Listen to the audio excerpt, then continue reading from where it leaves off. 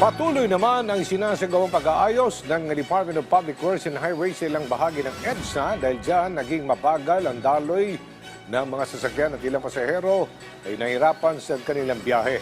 Si Bernard Ferrer sa sentro ng balita. Mabagal ang daloy ng mga sasakyan. Yan ang bumungad sa mga motorista sa EDSA Orense southbound dahil sa isinasagawang pag-aspalto ng DPWH, partikular sa bus lane. Nagdulot din ito ng pagsisikip ng trapiko sa bahagi ng EDSA at Taft Avenue. Kaya naman marami ang natagalan sa paghihintay ng masasakyan. Napakahirap nga ni po pag may ginagawa o mga traffic. Ang tagal sa biyahe. Nakakatulong na yung mga bata. Kwento ni Baby Lynn, mahigit 10 minuto na silang naghihintay ng masasakyan. Mula pa sila sa Las Piñas at papuntang Nicol sa Pasay.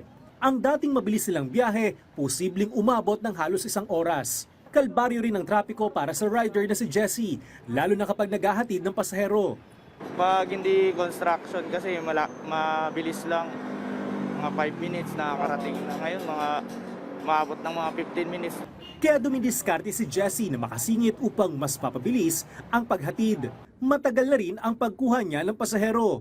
Umaasa mga motorista at pasahero na agad matatapos ang pag-ayos sa EDSA. Sinabi ni DPWH Secretary Vince Dizon na tatagal lamang ng 8 buwan ang rehabilitasyon ng EDSA.